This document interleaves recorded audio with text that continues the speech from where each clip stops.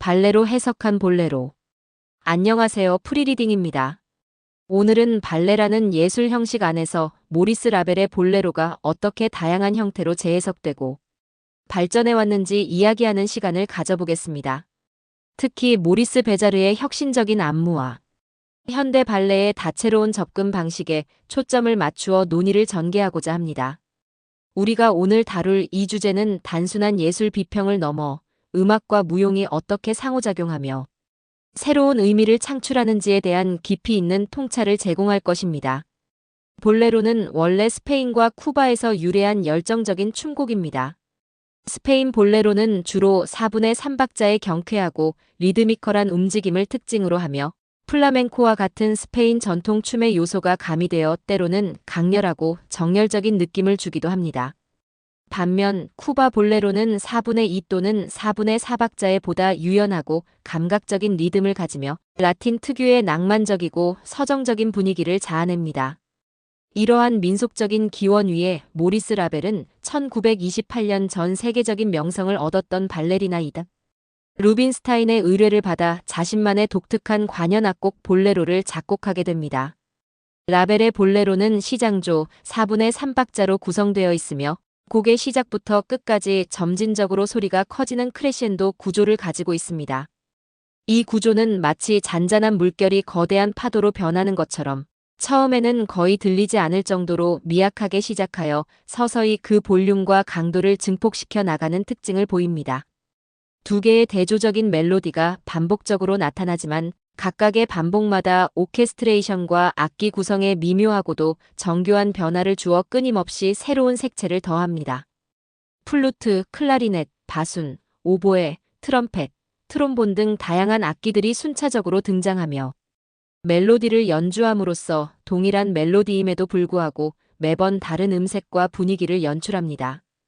특히 스네어 드럼의 오스티나토 리듬, 즉 일정한 리듬 패턴이 곡 전체에 걸쳐 지치지 않고 지속적으로 반복되면서 듣는 이에게 최면을 거는 듯한 강렬한 몰입감과 함께 심장 박동과 같은 원초적인 리듬감을 선사합니다. 약 15분이라는 비교적 짧지 않은 연주 시간 동안 단 두 개의 멜로디와 하나의 리듬이 반복된다는 점은 라벨의 천재적인 구성 능력과 독창적인 음악적 아이디어를 여실히 보여주는 부분입니다. 그는 최소한의 재료로 최대의 효과를 이끌어내는 미니멀리즘적인 접근 방식을 통해 청중을 압도하는 음악적 서사를 창조해냈습니다. 이러한 라벨의 볼레로 음악은 수많은 안무가들에게 영감을 주었지만 그 중에서도 가장 혁신적이고 파격적인 해석으로 손꼽히는 것은 단연 모리스 베자르의 볼레로입니다. 1961년 모리스 베자르의 20세기 발레단에 의해 초연된 이 작품은 당시 발레계의 전통적인 틀과 미학적 관념을 과감히 깨뜨리는 시도로 커다란 반향을 일으켰습니다.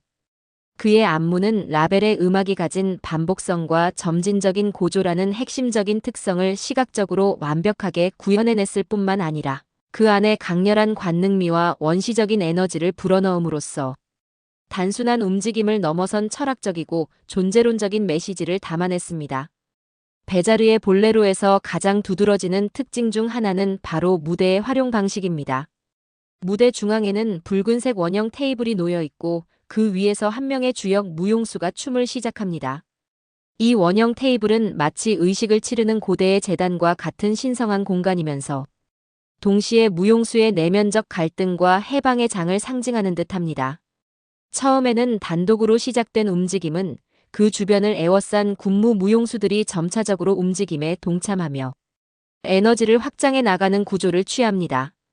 이 군무지는 마치 주역 무용수의 잠재의식이나 무의식을 표현하는 듯하며 때로는 집단적 에너지를 상징하기도 합니다. 초기에는 이 주역을 여성 무용수가 맡기도 했으나 베자르가 남성 무용수를 주인공으로 내세운 버전은 특히 더 큰 센세이션을 일으켰습니다.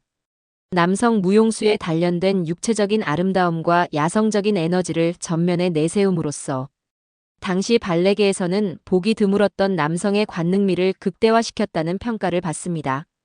이는 발레의 주역이 여성이라는 고정관념을 타파하고 남성 무용수의 역할을 재조명하는 중요한 전환점이 되었습니다. 실제로 이 작품은 너무나 파격적이어서 일각에서는 포르노에 가깝다는 비판을 받기도 했으나 이는 역설적으로 작품이 가진 압도적인 에너지와 매력, 그리고 사회에 던지는 강력한 질문을 증명하는 것이기도 합니다. 흑백 의상을 입은 무용수들의 정제된 움직임은 원시적인 인간의 본능과 욕망을 상징하며 문명 이전의 순수한 에너지와 자유로운 영혼을 표현합니다. 반복되는 동작 속에서 미묘하게 변화하는 감정과 에너지는 라벨의 음악과 완벽한 조화를 이루며 관객들을 깊은 명상의 상태로 이끌기도 하고 때로는 폭발적인 카타르시스를 경험하게 하기도 합니다. 무용수들의 움직임은 단순히 정해진 안무를 수행하는 것을 넘어 마치 의식을 치르는 듯한 몰입감을 선사하며 인간 내면의 원초적인 힘과 마주하게 하는 강력한 예술 작품으로 자리매김했습니다. 베자르의 볼레로는 단순한 춤을 넘어선 하나의 사회적, 철학적 선언처럼 느껴지며 관객들에게 존재론적인 질문을 던지는 작품으로 오늘날까지도 꾸준히 공연되고 연구되고 있습니다. 현대에 들어서 라벨의 볼레로는 더욱 다양한 방식으로 해석되고 있습니다. 2000년 국립발레단은 안성수 교수의 안무로 창작 발레 볼레로를 선보이며 한국적인 미학과 현대적인 감각을 접목한 새로운 시도를 보여주었습니다. 이 작품은 전통적인 발레의 움직임에 현대 무용의 자유로움을 더하고 한국적인 정서와 미감을 녹여냄으로써 원작의 정신을 유지하면서도 한국 발레의 독자적인 정체성을 확립하려는 노력의 일환으로 평가할 수 있습니다. 이는 발레가 끊임없이 변화하고 진화하는 살아있는 예술임을 보여주는 좋은 예시이기도 합니다. 현대 발레 안무가들은 라벨의 볼레로가 가진 반복성과 점진적인 변화라는 음악적 특성을 활용하여 인간의 삶과 사회를 은유하는 작품들을 활발히 창조해내고 있습니다.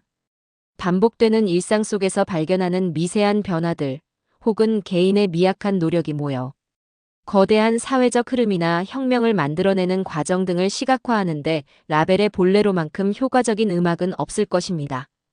또한 원시성, 관능미, 그리고 소통이라는 키워드는 현대 발레에서 볼레로를 해석하는 중요한 접근 방식이 되고 있습니다.